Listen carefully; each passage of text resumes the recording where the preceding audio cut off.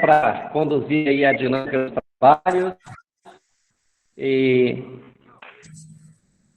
finalmente, haverá um tempo para a gente poder reagir, as pessoas fazerem as suas colocações, tá? Para dar idade ao nosso...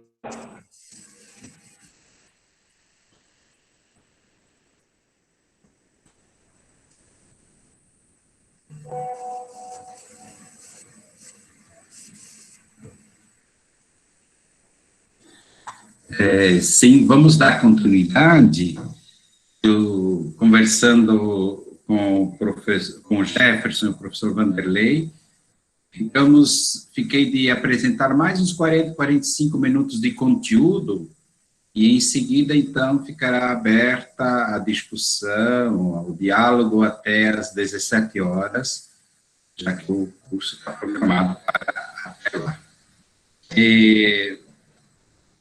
De minha parte, saúdo todo mundo, é bom tê-los aqui. Eu gostaria de saudar de maneira particular a Georgia Agostini Binder, que ela é da terra onde meus antepassados se instalaram quando chegaram da Itália, meu bisavô. Georgia Agostini Binder, ela é diretora da Escola Estadual de Rio do Cedro, Santa Catarina, e com ela eu quero saudar cada uma de vocês no seu trabalho, no seu esforço, na sua busca. Afinal de contas, é desafiador o que eu estou apresentando, com certeza, mas é algo que nos traz muitas alegrias em meio aos desafios que enfrentamos.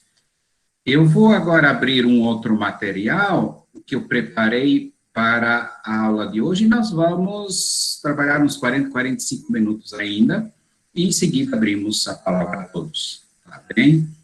Vamos ver agora, abrir o material com paciência.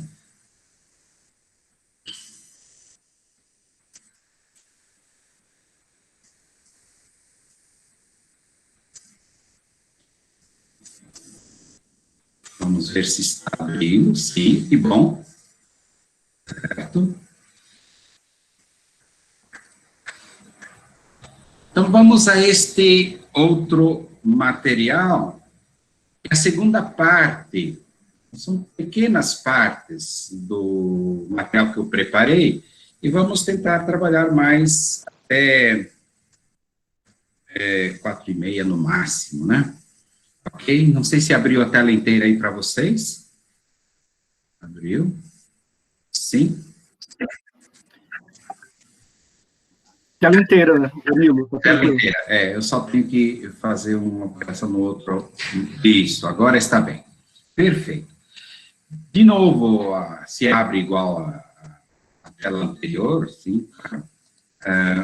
Aqui, para esta parte, eu gostaria de alguns pontos de partida para a reflexão desta segunda parte. Paulo Freire começa o livro Pedagogia do Oprimido falando dos desafios da hora atual. Ele fala desafiados pela dramaticidade da hora atual. Isso era só no tempo em que ele escreveu a Pedagogia do Oprimido, em meio à ditadura militar? Ou a caminho do exílio, ou já no exílio? Ou será que nós não estamos também vivendo hoje uma hora dramática? Também e aqui eu vou me aproximar muito a este livro, Pedagogia do Oprimido, ele fala das contradições existentes em nossa sociedade. Daqui a pouco, muitas vezes, dessa sociedade desigual, e como a pedagogia freiriana não foge da busca de ler essas contradições, né? Eticizando. Né? Ele parte dos esfarrapados do mundo. Sabemos que com a pandemia, quantos estão vivendo no limite? Praticamente metade da população quase precisa de ajuda.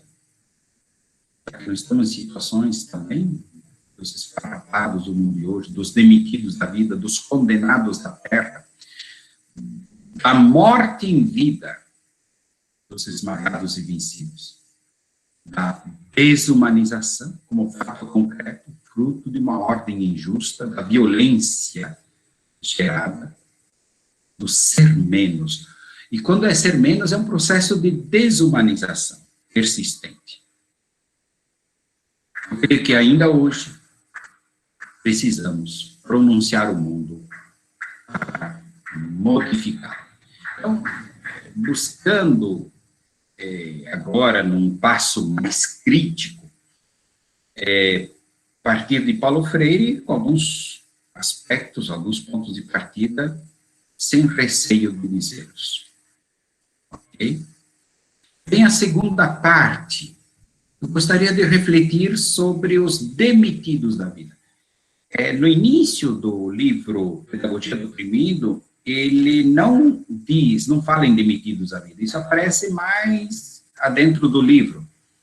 Mas, justamente, me pareceu forte essa expressão, e não podemos deixar de dizê-la. A história escrita a partir dos vencidos, ou melhor, dos demitidos da vida. Volta a questão da grande contradição persistente que Paulo Freire lia na época da escrita do livro Pedagogia do Oprimido, mas que hoje nos perguntamos, será que não estamos nela de maneira continuada? Contradição, opressores oprimidos, a contradição de uma sociedade extremamente desigual, 12ª potência econômica do mundo, 90ª, se não formos para mais, na persistente desigualdade, na hora da distribuição dos bens. E a história, de novo, vem aquilo que foi dito, algumas coisas se repetem, a história não é uma determinação. Não podemos achar que é assim mesmo, deixa como está para ver como é que fica, está pré-determinado, cabe-nos apenas nos ajustar. E no final da vida, ele, no processo de globalização dos anos 80, 90, ele diz, a própria globalização tão propalada nos dias de hoje não é inexorável, não é uma coisa que não tem volta. Precisamos pensá-la melhor. Nós globalizamos a mercadoria, mas não globalizamos os benefícios. O que gera, através de um capitalismo com sua cara selvagem, um problema gravíssimo de concentração de bens em poucos e a maioria sempre patinando para sobreviver, quando não relegados à extrema miséria. E a miséria não é uma mera fatalidade. Não podemos afirmar que a miséria seja isso mesmo, né, que a ela devemos nos ajustar, que devemos, digamos assim, de maneira fatalista, aceitá-la como normal. Normalizar a miséria, normalizar a desigualdade, normalizar, né, toda uma visão de opressão, não cabe na pedagogia de Paulo Freire. Às vezes, apenas migalhas são oferecidas, uma falsa generosidade, mas a injustiça persiste, a desigualdade aumenta, a morte, o desalento e a miséria são parte do dia a dia. Meio à pandemia, não sei não, hein? Paulo Freire, muito atual. E devemos prestar ouvidos muito atentos ao que ele nos diz. Vamos adiante. Isso significa que existe uma tarefa histórica. Não há como não nos inserir criticamente na realidade. E na pedagogia de Paulo Freire, alia-se reflexão e ação. Não é apenas um refletir, mas na hora de agir, escondo as mãos, não quero participar, porque afinal de contas me expõe. É reflexão e ação dos homens e das mulheres sobre o mundo para transformar. É isso que constitui a praxis, a compreensão de praxis. É sempre reflexão e ação para transformação. Nessa segunda parte, eu enfatizo o fato claro, e está na pedagogia dos oprimidos, que Paulo Freire parte dos condenados da terra. E ele busca lutar por sua humanidade, sua humanização. A humanidade dos demitidos da vida. A humanidade pela luta de libertação. Uma revolução criadora da vida, ou de vida. Interessante essa expressão que está na página 233 da Pedagogia dos Oprimidos. Criadora de vida a fim de deter a morte em vida. É muito forte isso. E quando a gente mergulha em meia pandemia, diante das dificuldades do momento presente, vemos que Paulo Freire não é só passado. Existe uma vida proibida de ser vida. Hoje, não podemos fechar os olhos. Não podemos escamotear essa realidade. Seríamos traidores da humanidade. É porque ele, toda a pedagogia dele, muito bem expressa na pedagogia do oprimido, é uma luta com o oprimido, e não simplesmente para ele, com as pessoas. Isso nos leva a dizer, estamos aprendendo, na medida sempre que nos colocamos em diálogo, abertos às realidades que estão aí, é um aprendizado constante. Partindo, então, dos condenados da terra, e com eles nos solidarizando. Tá? Vejam só como é contundente essa compreensão. E muito crítica. Já falei há pouco, mas volto a ele, que há um problema quando hospedamos o opressor. E nos identificamos com ele, reproduzindo o opressor. Ele reproduzindo sem mais a realidade, ou às vezes nós oprimindo a quem está ao lado de nós. Ou com quem deveríamos estar em diálogo. Aí vem a questão da consciência hospedeira da opressão, já havia falado, volto a isso. Uma consciência manipulada, que reproduz a opressão, ela, na verdade, aceita a dispersão. Vejam só, melhor um povo disperso, comunidades que não se falam, grupos que não dialogam, porque mais facilmente se ajustam tanto a realidade desigual que está aí, tanto a um poder estabelecido que quer manipular. Cai na acomodação, no ajustamento, não havendo integração. É o que chamamos de sociedade reflexa e alienada. Reflete o que outros pretendem mostrar, não pensa por si mesmo, não tem a capacidade crítica de ler por ela mesma a realidade, aliena-se. E compreende a realidade de maneira fatalista, que acomoda-se nisso. Cai ou assume uma postura despolitizada, não é capaz de pensar que organizar o espaço social, pode ser até em casa, numa escola, numa comunidade, na sociedade. Organizar o espaço social em vista do bem comum é política por excelência. Assumir uma postura despolitizada significa deixar rolar uma postura individualista, longe dos apelos éticos, apenas ajustada às estruturas vigentes, quer econômicas, políticas. Né? Tanto faz. Então, como que é a política? Nós somos seres políticos por excelência, como fala a filosofia grega.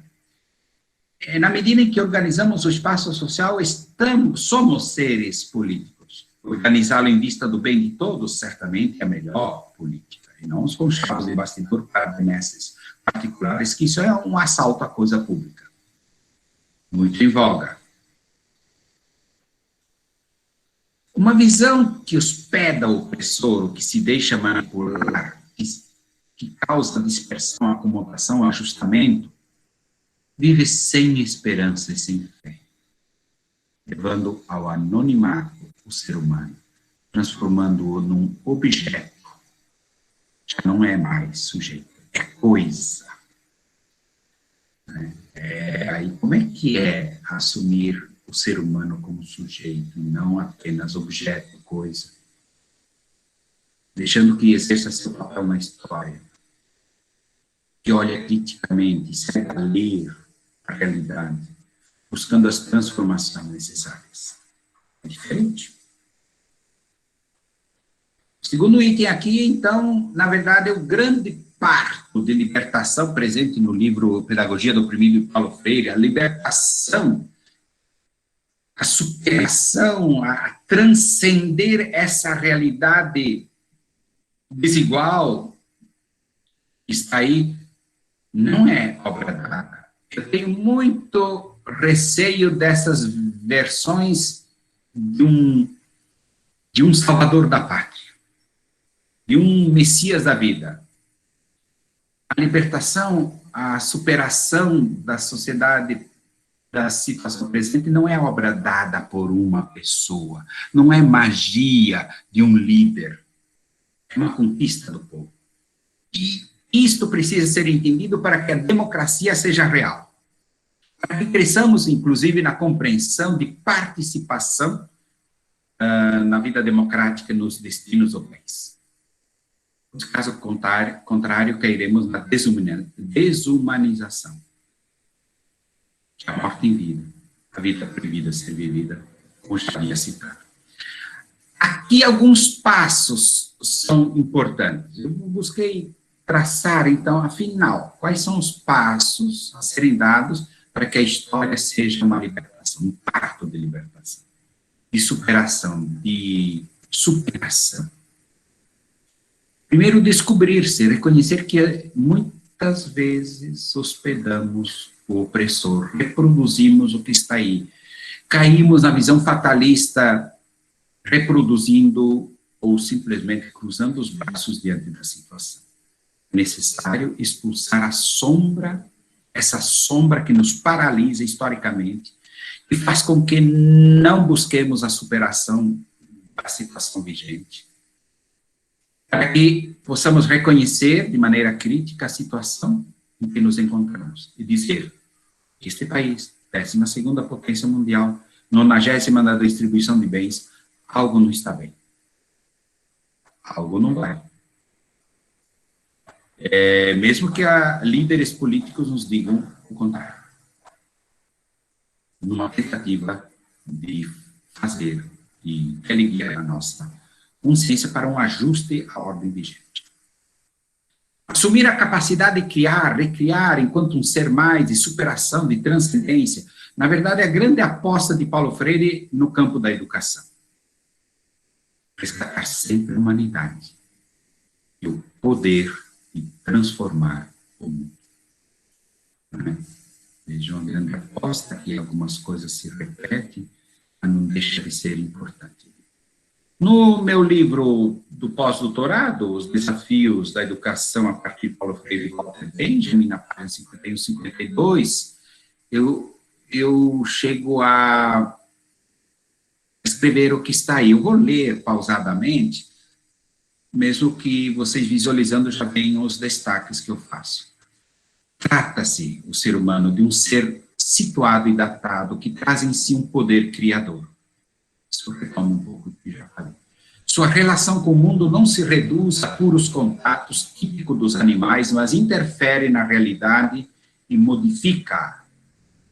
Desafiado pela realidade, eis que organiza-se, escolhe a melhor resposta, testa-se, age, descobrindo-se um ser inacabado, capaz de transcender e de discernir, dotado de criticidade, enquanto ser que existe não apenas vive, ou seja, não apenas está no mundo, mas está nele, com ele, num domínio que lhe é exclusivo, o da história e da cultura.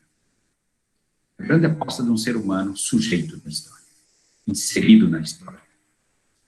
Integrado ao seu contexto, não age como mero espectador, mas desdobra, assim, sua capacidade criadora, como ser da história e da cultura, interferindo na realidade, ganhando experiência, criando, recriando e decidindo, desenvolvendo uma consciência crítica na luta por sua humanização.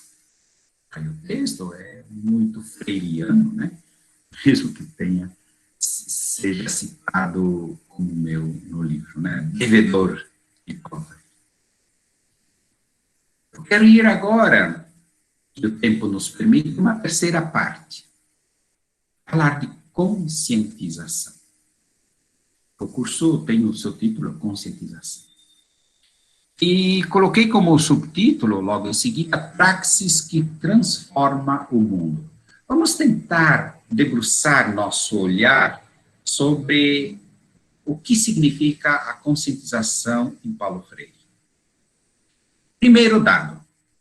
Se olhar a injustiça, o desequilíbrio, as desigualdades, a opressão, elas não desaparecem por si só. Não posso achar que é assim mesmo, ou fatalisticamente até às vezes afirmar, Deus quer assim. Precisamos passar do imobilismo à exigência da transformação. Essa situação que está aí não é por acaso. Não é por acaso em quem nos encontramos diante de tamanhas contradições, por exemplo, em nosso país. É necessário que transformar a realidade. Isso nos prepara para aquilo que é conscientização. Isso é uma tarefa histórica, é tarefa de homens e mulheres.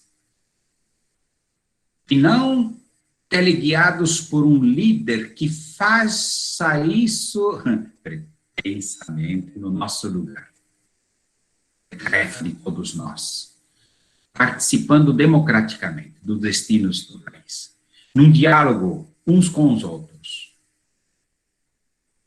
Claro que para isso é necessário uma consciência crítica, mas uma consciência crítica ligada à praxis. E que Paulo Freire, na página 52 da Pedagogia dos Oprimidos, entende por praxis, algo que eu já vinha aventando, a reflexão e ação dos homens, eu posso acrescentar das mulheres, dos homens e das mulheres, sobre o mundo para transformá-lo. Então, vejam, reflexão e ação ligadas ao mundo, à realidade concreta, buscando transformação. Sentido de praxis, né? Vamos adiante.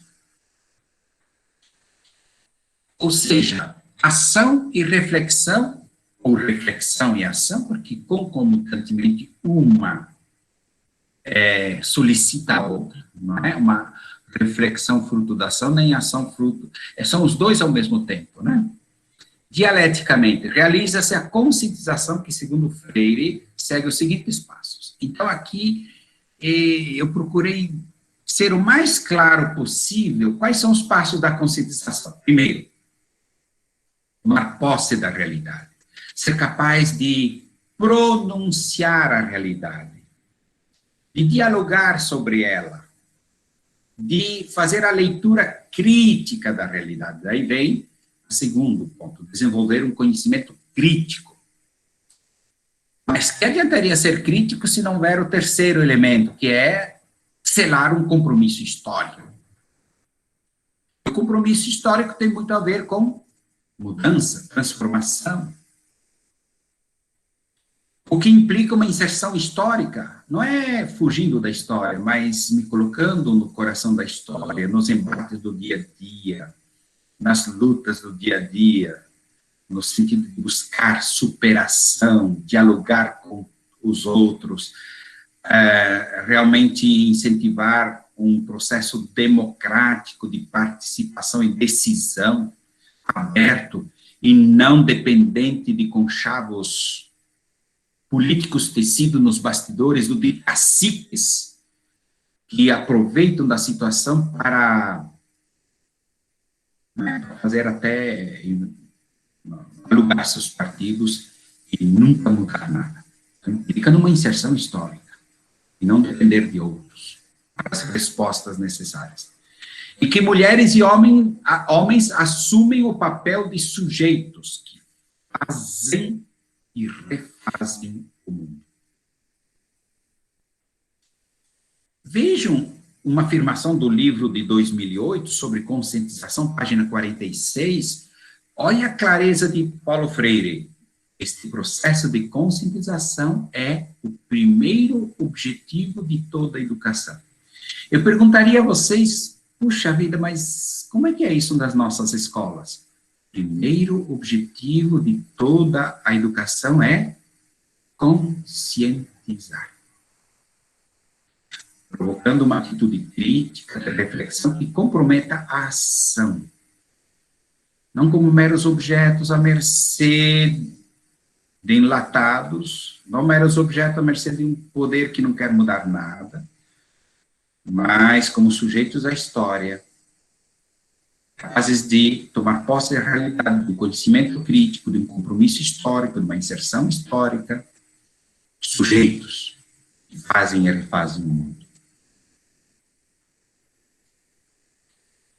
Desculpem bem outro texto meu, aqui vocês veem o destaque, muda o texto inteiro praticamente. Isso requer, eu digo, uma consciência crítica, capaz de estabelecer as correlações causais e circunstanciais dos fenômenos, capaz de ler a realidade, capaz de interligar não só fatos, mas compreender as engrenagens do sistema, como digo logo abaixo, entender por que a situação é assim, e não assumi-la de maneira acomodatícia, ajustada, fatalisticamente. É necessário um nível de consciência que capte a realidade, não de maneira ingênua ou mágica, ou de maneira como quem diz, eu até estava tomando ciência das coisas, mas não quero, eu recuo. Quantas vezes os mecanismos querem nos absorver de tal forma que recuamos diante de exercer o nosso papel histórico, crítico, de ser atuante democraticamente em busca de uma participação em vista das transformações necessárias. Outras vezes, cultiva-se uma consciência mágica, que mágica atribui uma força superior a certos fatos, ou de maneira fatalista, ou até ingênua, não é? Até nos achamos livres, superiores, mas não modificamos nada, sem perceber que estamos sendo absorvidos pela malha domesticadora do poder estabelecido. Muitas vezes deslizamos na consciência fanática, e todo fanatismo leva ao irracional. Estamos a um passo da violência. Não vamos achar que o Brasil está longe disso. Hoje também. E fora do nível crítico, como digo no final desse texto, recai-se quase sempre na acomodação, no ajustamento, na adaptação. Aceitando o que está aí, sem questionar. E não entendendo mudanças, perdendo a esperança do futuro. Aí que está, eu volto a afirmar isso, em Paulo Freire está claro que a conscientização requer um processo de democratização. Paulo Freire fala democratização fundamental. Não há como mergulhar numa consciência mágica, ingênua, fanática, na realidade. Nós temos que assumir, na verdade, uma leitura crítica, participante, desejosos de transformar a realidade para superar o momento presente, suas contradições, as desigualdades persistentes. Esse é um processo permanente. Como quem diz, ganhamos as eleições. Quem disse que a conscientização para? Não existe isso. né? É um processo permanente, uma atitude crítica que não terminará jamais.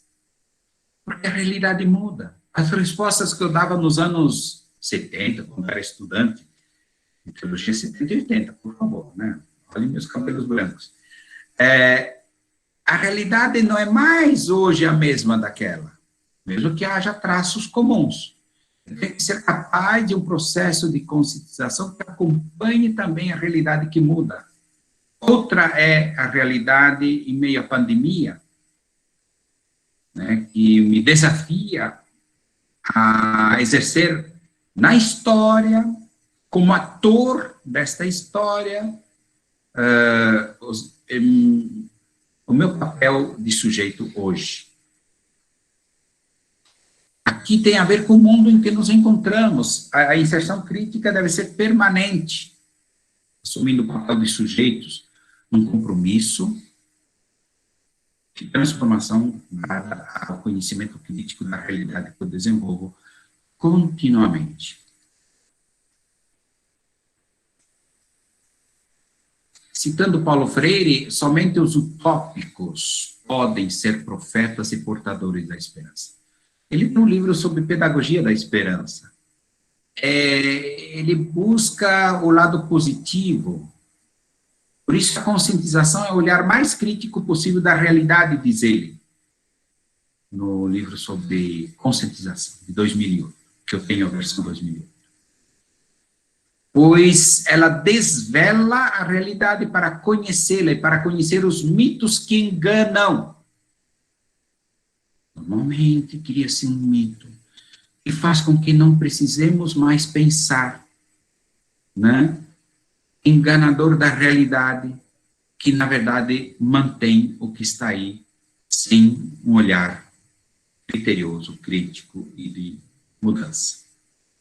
A realidade não se transforma por si mesma. Isso de várias maneiras, isso volta no pensamento de Paulo Freire. Precisamos ser sujeitos da ação, que dialogam, se solidarizam entre si e lutam pela redenção, pela libertação, pela superação, transcendendo o momento presente, já que o ser humano é um ser chamado a um mais na vida e não para menos. E a conscientização, então, é sim uma pedagogia do oprimido, como diz o título do livro, pedagogia de homens e mulheres que lutam pela sua libertação. Uma frase da Pedagogia do Oprimido, página 55, de Paulo Freire. Ela é interessante esse texto. Vejam só, a pedagogia do oprimido, como pedagogia humanista e libertadora, terá dois momentos distintos. O primeiro, em que os oprimidos vão desvelando o mundo da opressão, que vão comprometendo-se na praxis com a sua transformação. O segundo, em que, transformada a realidade opressora, esta pedagogia deixa de ser do oprimido e passa a ser a pedagogia dos homens em processo de permanente libertação. Ou seja, a conscientização, ou essa pedagogia do oprimido, não é algo que termina numa etapa, mas ela nos acompanha. Já estamos num processo teológico, que o ser humano, como ser inacabado, inconcluso, para usar palavras de Paulo Freire, ele é sempre um ser capaz de um passo a mais, de superação de uma situação limite, um ser de esperança, um ser que transcende, um ser que constrói um mundo sempre novo. Nunca se acomoda para dizer, agora consegui esse passo, não preciso mais ir adiante. É sempre um processo de permanente libertação, como o texto nos diz. Em que a palavra se dá sempre na relação dialógica. Sem isso, dificilmente chegamos na praxis transformadora. Ela deve ser alimentada por um diálogo, por uma palavra na relação dialógica. O diálogo é uma exigência existencial, faz parte da essência mesma do ser humano. Não se trata de depositar ideias nos outros, né, como que impactaram os outros nas minhas ideias. Encontro de mulheres, de homens que pronunciam o mundo, um ato de criação, de conquista do mundo para a libertação. Você vê que algumas ideias, elas tornam-se eixo portadores do pensamento Paulo Freire e voltam sempre, né? Voltam sempre. Para terminar esta parte, mais uns 10 minutos, eu queria algumas palavras sobre religião. Semana que vem tem outras coisas que eu vou trazer, mas esse é para hoje. Algumas palavras sobre religião. Todo o início do pensamento Paulo Freire, ele está ligado muito ao aporte cristão. Essa compreensão aberta, dinâmica, positiva de Paulo Freire sobre o ser humano, como ser de relação, vem do personalismo cristão francês. E a própria visão integral que Freire cultiva vem desse pensar. Claro que depois, sobretudo, quando escreve Pedagogia do Oprimido, ele dialoga com as mais diferentes vertentes do pensamento, inclusive o marxismo. Mas a origem do pensamento Paulo Freire é muito ligado ao aporte cristão. Quando olha o ser humano na sua visão integral, um ser de relações, aberto aos outros, à realidade, com o mundo, dialogante, que transcende, é típico do pensamento de Maritain, de Bernanos, de Emmanuel Mounier, que são cristãos pensadores franceses dos anos 50 e 60 do século passado. Quando Paulo Freire fala de religiões, ele nos dá a clareza de que não são entidades abstratas. É bom saber que as religiões estão muito bem inseridas na história, não são neutras. Agora, ele não dicotomiza sagrado e profano. Uma coisa não é o sagrado, outra coisa não é o profano. Esse dualismo que muitas vezes se fez sobre céu e terra, na verdade, a transcendentalidade, a mundanidade não se separam. É um conjunto só. Aliás, o que a antropologia cristã hoje está afirmando. Aliás, se Jesus, vamos lá, um pouco de teologia, se encarnou, ao encarnar-se, ele assume a condição humana, assume o mundo, céu e terra são parte de uma mesma história de salvação. Então, a visão dualista que separam as coisas, inclusive corpo e alma, fazendo duas realidades distintas, às vezes uma se confrontando com a outra, são visões que empobreceram a visão do ser humano. E Paulo Freire é claro ao dizer, lembremos-nos que as religiões estão inseridas na história, não são neutras, sagrado e profano não se separam, o que é muito justo em sua parte. E vejam, nós que vivemos a Páscoa nesses dias, o que ele fala sobre a Páscoa verdadeira, não é verbalização comemorativa, mas é praxis, compromisso histórico. Se Jesus vence a morte e ressuscita, significa que nós temos um compromisso histórico de vencer tudo que é morte. Abraçando a cruz por amor, que o amor seja aquilo que nos move e transcende, e supera a própria morte, trazendo vida e ressurreição, bom, é compromisso histórico.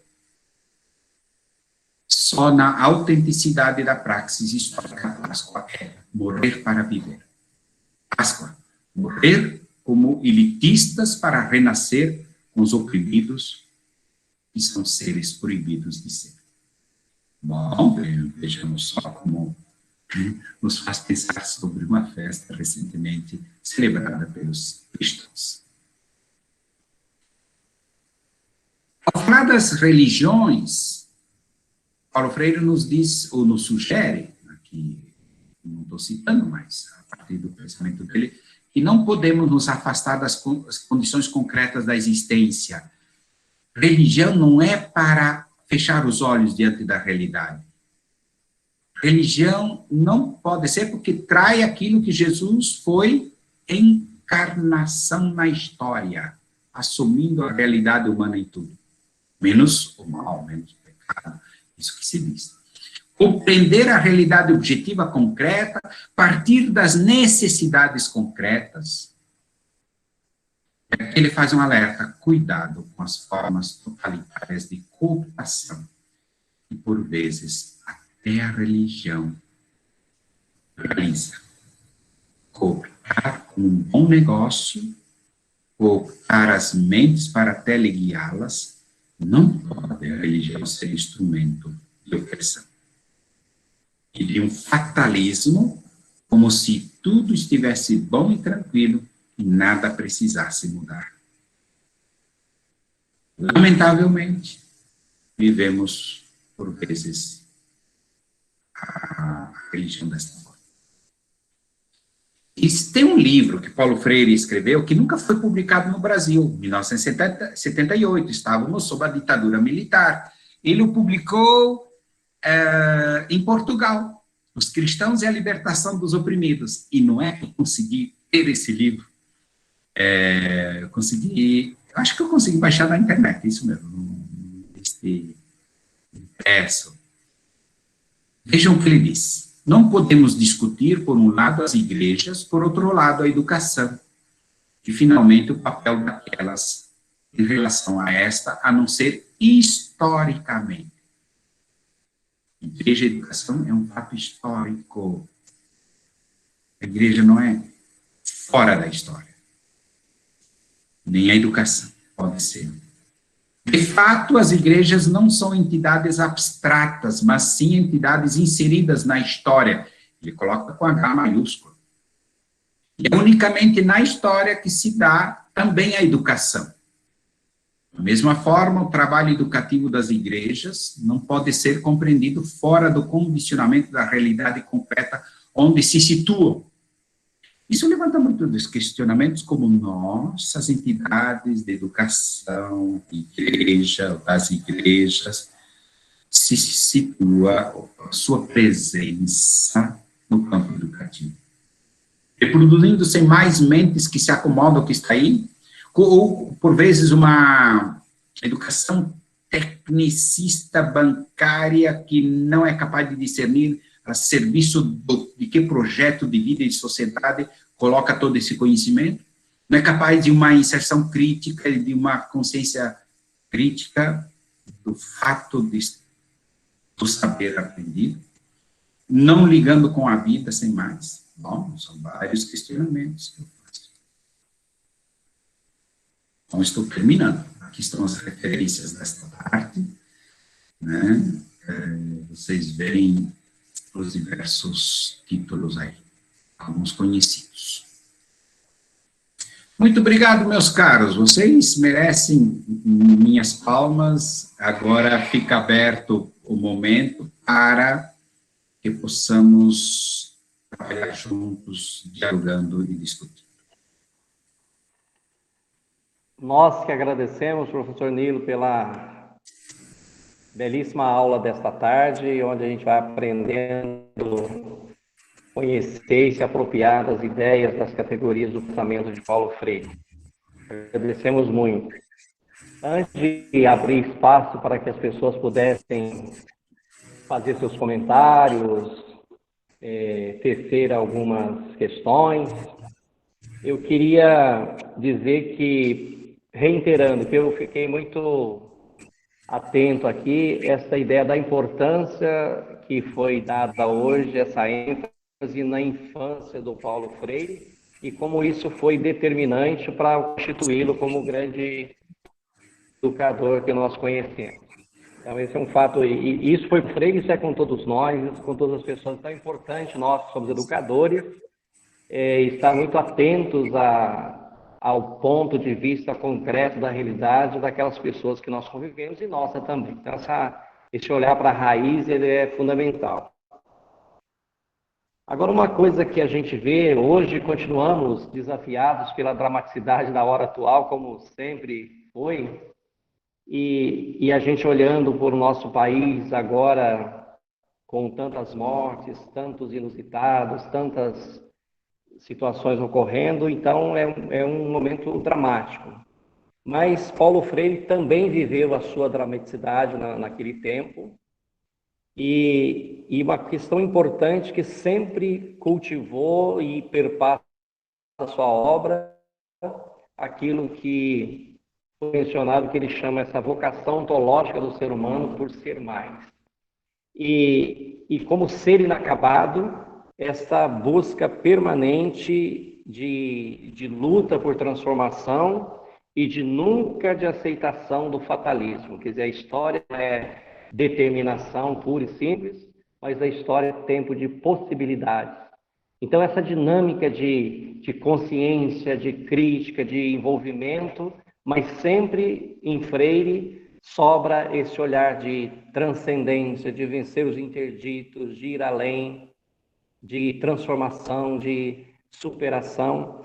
Me parece que esta lógica é bastante importante para a gente ler o Freire, sempre numa perspectiva, por mais dramática que seja a realidade, sempre uma perspectiva do vir a ser, da esperança, das possibilidades, das brechas que o contexto sempre coloca. Então, eu fiquei muito satisfeito de ouvir isso e aprender com essas questões que foram tão bem expostas nesta tarde pelo senhor.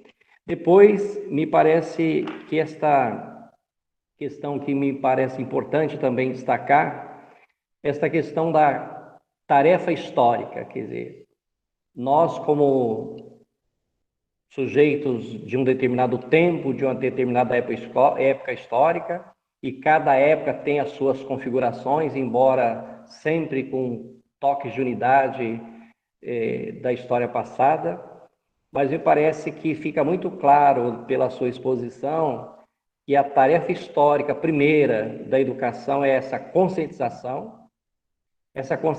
que gera um processo de superação do imobilismo que às vezes nos paralisam, e claro que tudo isso visando uma questão que é uma categoria central no pensamento de Freire, que é a humanização.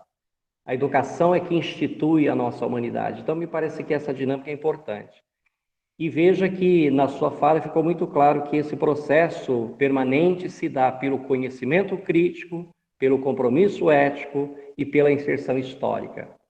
Então, eu estou retomando aqui algumas notas que eu fui tomando da sua fala, para que eu mesmo possa ir me apropriando melhor dessas ideias, porque eu acho elas, assim, promissoras para a gente pensar também a nossa dramaticidade histórica hoje, no ano de 2021, na conjuntura que nós vivemos. Então, essas são algumas questões que eu coloco para realçar o quanto fiquei satisfeito em ouvi-lo e compreendendo e se apropriando dessas ideias tão caras do pensamento do Paulo Freire para todos nós.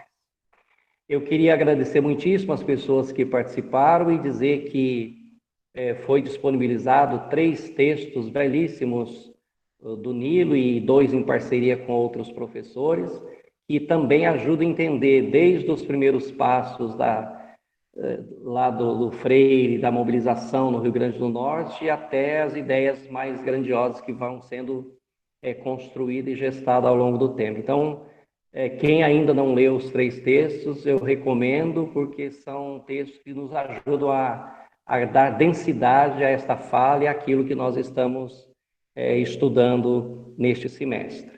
Então, essas são algumas considerações que me vêm aqui a partir da sua fala e a partir das leituras que nós temos feito do Paulo Freire. E, para aproveitar o momento, foi falado que o Freire pensa a história de uma forma muito concreta a partir dos vencidos. E nesse livro que foi mostrado, seu último livro, esse cotejamento entre Freire e Walter Benjamin, a gente percebe no Walter Benjamin essa mesma perspectiva, né, de fazer essa leitura a contrapelo, essa leitura a partir dos vencidos também. Então, eu gostaria que, se fosse possível, que trouxesse aí uma palavrinha para que a gente pudesse entender um pouquinho mais essa perspectiva, que me parece que isso sim é um toque de unidade e de aproximação, de convergência entre o pensamento do Walter Benjamin e do Paulo Freire como 2 críticos da realidade, e essa perspectiva, a partir dos vencidos, pensar uma nova possibilidade da história. Então, essa seria uma questão para a gente continuar o nosso diálogo. E, na sequência, eu abro para que as pessoas possam tecer os seus comentários e também fazer as suas colocações. Muito bem.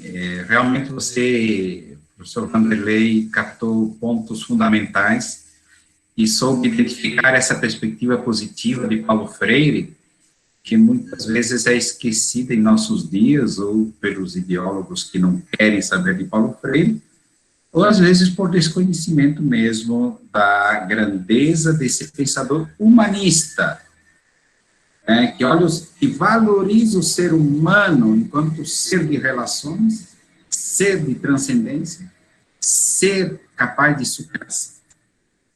Sim, na verdade, eu, ao ouvir uma palestra de Michel Levy na Universidade Federal de São Carlos, sobre Walter Benjamin, ele que é um dos conhecedores no mundo maior de Walter Benjamin, me tocava muito o fato de que várias questões que ele expunha próprias de Walter Benjamin, sobretudo na perspectiva a partir dos vencidos, uma história contra pelo, me pareciam muito próximas a Paulo Freire, a tal ponto que eu fiz uma pergunta ao vivo, dizendo, mas esses pensamentos que você expõe de Walter Benjamin, qual é a relação que existe com Paulo Freire, muito lido, estudado no Brasil, e no exterior, né? Às vezes mais no exterior que no Brasil. Aí ele disse, olha, eu não sei, mas daria um bom pós-doc. Aí eu disse, bom, então você me orienta nesse pós-doc, estou interessado. Foi assim que surgiu a ideia do pós-doutorado, depois, por questões práticas, fiz na Federal de São Carlos, com estágio em Paris. Então, Walter Benjamin, ele fala da necessidade de resgatar a memória dos vencidos, e muitas vezes são socados ao chão pelas carruagens daqueles que passam por cima deles, né? Uma descrição muito forte de Walter Benjamin, né? E daí a necessidade de uma história escovada contra pelo, no sentido de resgatar a história dos vencidos para fazer-lhes justiça hoje. Então, é toda uma questão do conceito da história, ele tem várias teses sobre isso, muito interessantes, na linha do que se atribui uma história dos vencidos. É bom saber que Walter Benjamin, ele, como Paulo Freire, tem uma ligação com o pensamento cristão, na origem do seu pensamento, Walter Benjamin tem uma visão judaica, ele é de família judaica. Ele busca na espiritualidade judaica a ideia de redenção, a maneira própria. E aí eu percebo uma certa convergência muito grande dos dois pensadores, no sentido de captar, de reescrever a história a partir ou dos vencidos, como é a expressão, na verdade, de Walter Benjamin, ou dos demitidos da vida, expressão própria de Paulo Freire, né? Evidentemente, aqui estamos diante do aporte cada um, e Walter Benjamin fala muito da frágil força que é capaz de aproveitar o momento histórico e romper como um estupim, no bom sentido, de transformação da história. É uma aposta nos frágeis de nosso tempo. Ele fala da frágil força messiânica e da participação do ser humano capaz de superar a ordem vigente, fazendo memória aos que tombaram no passado. Ao ponto que ele diz que a história está sendo escrita de maneira errada. Normalmente a história é escrita a partir dos vencedores. É necessário reescrever a história a partir dos vencidos, fazendo jus à memória destes que tombaram no passado, sob as carruagens dos vencedores. Então, ele tem toda uma visão de história diferenciada, não a partir da história oficial, né, que simplesmente é repetida, mas uma história a partir daqueles que foram os vencidos. Claro que daí nós podemos falar muito mais coisas, mas temos como que uma centelha de esperança do momento histórico numa revolução criadora de vida, tanto em Benjamin quanto em Paulo Freire. Então, há uma certa semelhança naquilo que tem de distinção entre os dois, evidentemente, mas existem pontes. E neste livro, Os Desafios da Educação a partir de Paulo Freire e Walter Benjamin, eu tentei estabelecer essas pontes, estudar cada um e depois estabelecer as pontes entre ambos. Ok?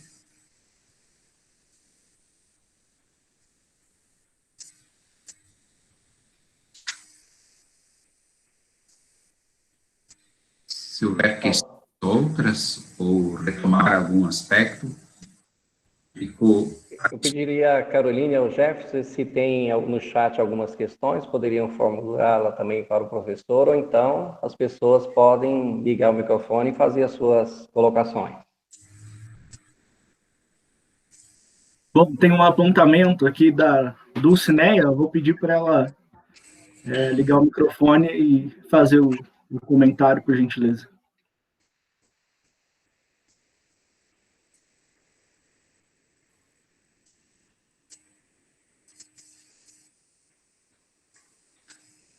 Oi, professor.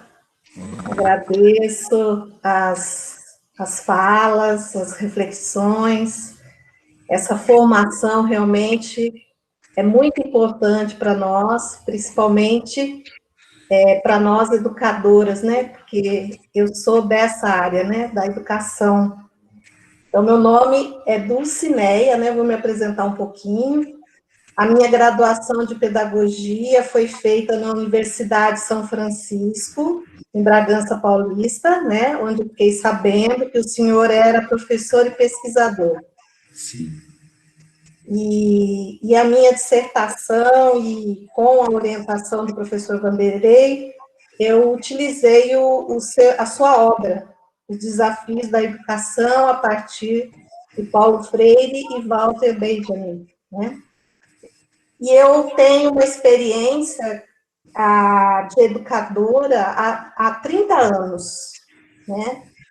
E atualmente eu estou como educadora no Núcleo Educacional Curumim, no município de Nepomuceno, Minas Gerais, onde nós atendemos, em média, 100 crianças e adolescentes no contraturno da escola regular, e numa situação de vulnerabilidade social. E o que eu comentei no chat foi a posição fatalista que a gente está vivenciando, né, nesse momento, principalmente nesse momento de pandemia, né, e infelizmente chega também para nós na educação, e que desproblematiza o futuro e desacredita na possibilidade da criação de inéditos viáveis, né? Que é um termo, né, que Paulo Freire utiliza. Por isso, a importância em reconhecer a dimensão política da educação. Então, fazendo as leituras dos seus textos, né, e ouvindo a sua fala, eu me deparo com um desafio diário, principalmente como educadora, nesse momento de pandemia e de ensino remoto. O desafio é a participação das pessoas que estão ficando bastante aquém do que Paulo Freire lutou. A participação nas decisões, na dimensão, né, política, principalmente. A gente ouve muito, né, na educação está sendo bem falado que a escola somente ensina e a família tem que educar. Então, isso está sendo inculcado na consciência, né? Nós falamos hoje muito da conscientização, está sendo inculcado isso nas nossas cabeças, das famílias, das crianças, que nesse momento de pandemia, a escola é para ensinar. E a gente sabe que é uma perspectiva mais bancária, domesticadora, né? E lendo os seus textos, a história entre os anos 50 e 60, a participação e decisão do povo se deu muito no aspecto político, e o aspecto educativo foi um meio para se chegar ao político, através da conscientização. Então, eu penso, refletindo junto aí com a sua fala, que nós precisamos resgatar na educação essa formação integral, e não o que está sendo disseminado nas nossas cabeças, né? Com qual finalidade? De aprendermos a dizer a nossa palavra, e não a palavra do outro, né? E essa formação integral, nós temos que ver tanto no aspecto epistemológico, como o senhor ressaltou muito hoje, né? Mas no pedagógico, no político, no filosófico, no ético, no estético, no teológico, no místico, no utópico e no ecológico também, principalmente. Tudo através da conscientização. Então, o que é educar na atualidade, em meio à pandemia? Pensando que nós temos esse desafio de sermos agentes do denunciar essa estrutura desumanizante e anunciar a estrutura humanizante. E hoje estamos aprendendo que a conscientização é que nos vai ajudar a sair disso, né? Então, estamos nos conscientizando e precisamos lutar mais para sermos mais, partindo do que o senhor acabou de falar, da perspectiva do oprimido, dos vencidos. Então, eu termino, porque Paulo Freire sempre foi da esperança, né? Então, eu não vou terminar de forma fatalista, né? Nessa posição que estão querendo nos colocar. Nós devemos ser utópicos, porque a utopia nos mobiliza a esperança. Obrigada, foi muito bom estar com o senhor aqui hoje.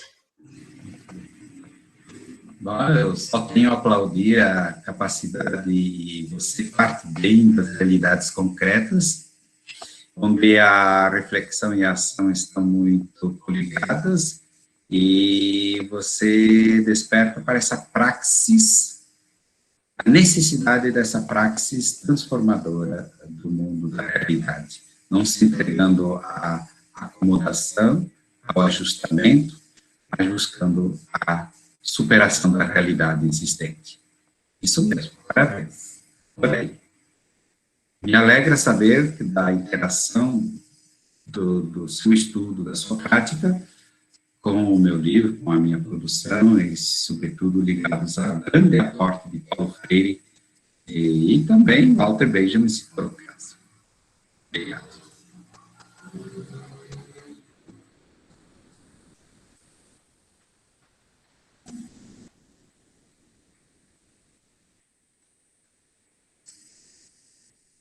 Mais alguém? Ainda temos um tempinho. Se alguém tiver mais algum comentário a fazer ou uma questão a colocar, fique à vontade. É só ligar o microfone e dizer.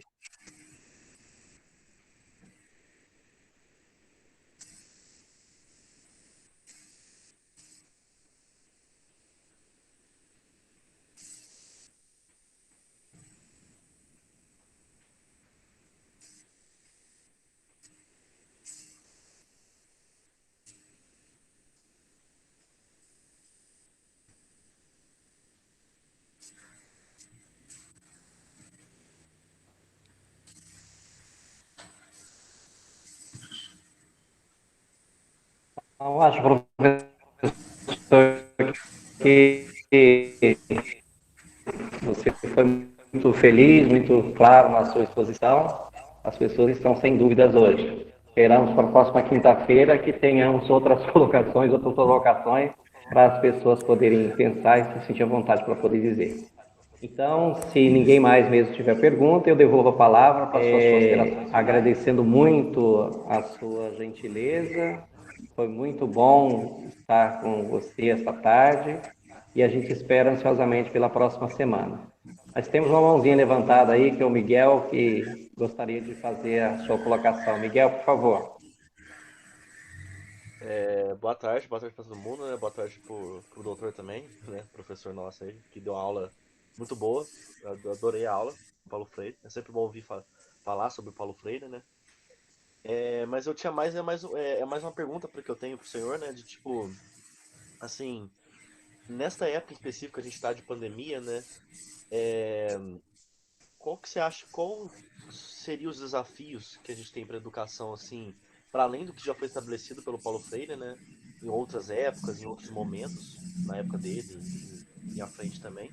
Mas do que a gente tem hoje, sabe, específico na situação que a gente está vivendo, de desafios, sabe, para a educação. E como o Paulo Freire poderia nos servir, né, como uma inspiração, uma luz, né, nesse momento difícil, assim.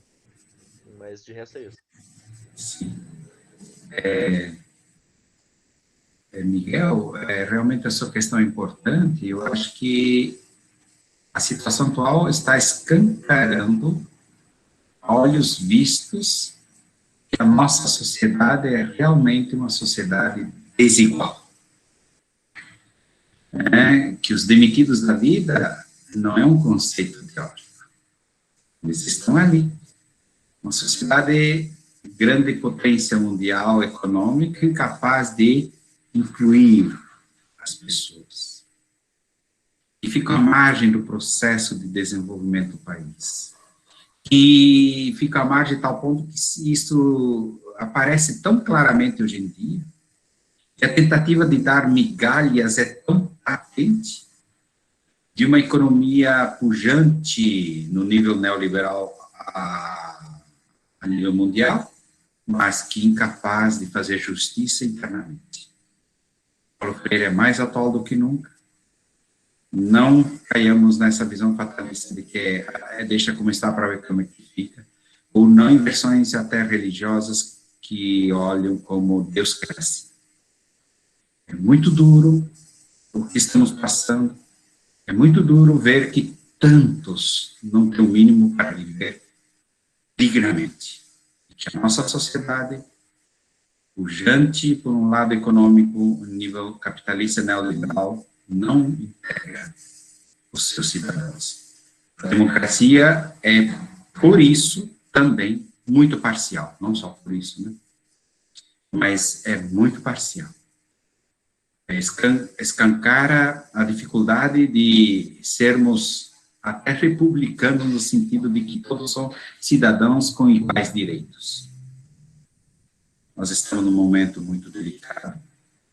A tentativa de criar uma legião de fanáticos nos mostra que existe um poder que quer se impor a qualquer preço. É perigoso o momento, é delicado o momento presente. Paulo Freire é mais urgente do que nunca para que possamos olhar uma perspectiva de construção positiva desta sociedade e continuar a acreditar no ser humano. Muito obrigado, valeu.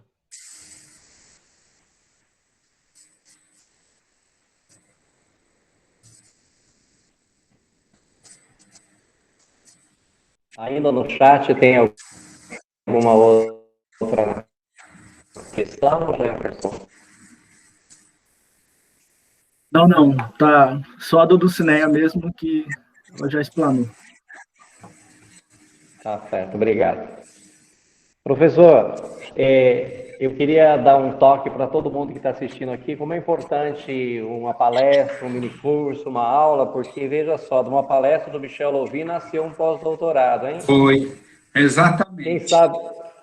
Quem sabe desse minicurso também nasce aí outras ideias, outros projetos promissores, né? Muito bem. Então, eu considero, eu tenho sempre reiterado aqui que o nosso grupo Mosaico apesar dessas dificuldades todas, mas a gente, de forma persistente, às quintas-feiras, a gente se reúne para continuar dialogando, estudando algum autor importante. Nesse caso, agora estamos estudando Paulo Freire este ano.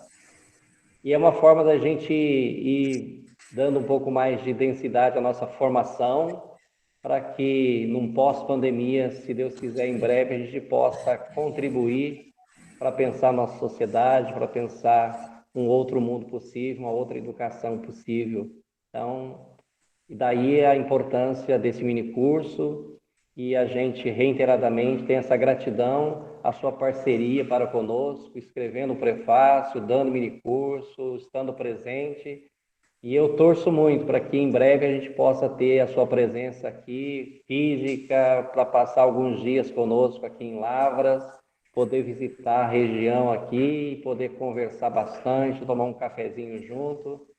Isso também para realçar os nossos vínculos de amizade e de afeto. Então, por hoje, a nossa gratidão e aguardamos ansiosamente a próxima quinta-feira para dar continuidade a esse mini curso.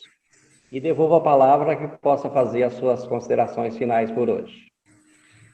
Bom, de coração eu agradeço ao Grupo Mosaico, ao coordenador, o professor Vanderlei, a intermediação do Jefferson, afinal, a participação de todos vocês. De maneira muito positiva, a grande aposta é pela educação. E Paulo Freire vem iluminar os passos, vem nos dar dicas importantes, na grande aposta da educação também em nossos dias. Passada a pandemia, voltamos a poder manter relações face a face, isso é importante. Eu acho que o virtual não substitui o face a face. Por isso, a grande aposta é que possamos superar esse momento, que as vacinas venham, né? Nós nos atrasamos como país, o governo se atrasou no fechamento de contratos para que tivéssemos as vacinas antes. É realmente uma maneira de vencer, entre outros, porque o cuidado pessoal continua. Mas vamos torcer que a educação volte a nos ter uns face aos outros, vendo o rosto de cada um, partilhando a vida, dialogando face a face, crescendo juntos e nos libertando de tantas mazelas e de tantas formas que atravancam o crescimento nosso e do país. Agradeço muitíssimo ao Grupo Mosaico, é a segunda vez que sou convidado, aliás, 3, se for a segunda vez que eu falo, outra vez foi o prefácio.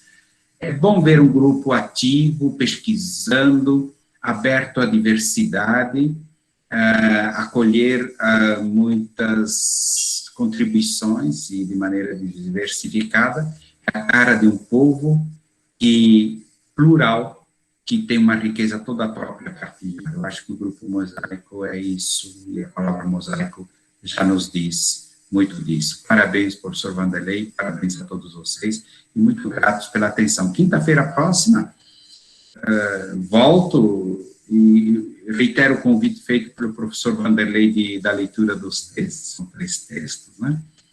E que tem acesso ao livro também interessante, do Faustão. E agradeço muito o convite que me foi feito. Próxima quinta-feira estaremos de retorno. Obrigado. Nós teremos ainda uma foto de todo mundo se colocando aí para registro histórico. E mais uma vez eu quero agradecer muito a Caroline, que sempre está aí no apoio técnico, sempre registrando esses momentos. E o Jeff tem sido nosso mediador, fazendo os contatos, fazendo a mediação com os nossos interlocutores. Isso é muito bom. Então, eu agradeço muitíssimo vocês pela capacidade de organização e de mobilização e apoio técnico, tá bom? Então, vamos à foto.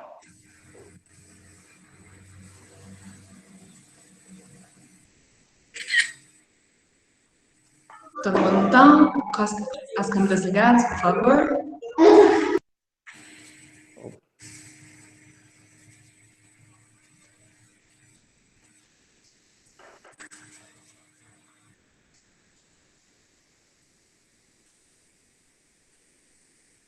Mais alguém?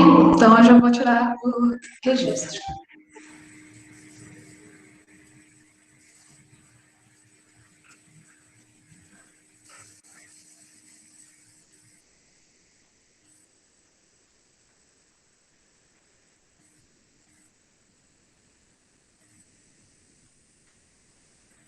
Mais uma só para deixar assim. Porque às vezes acontece tecnologia de não funcionar direito.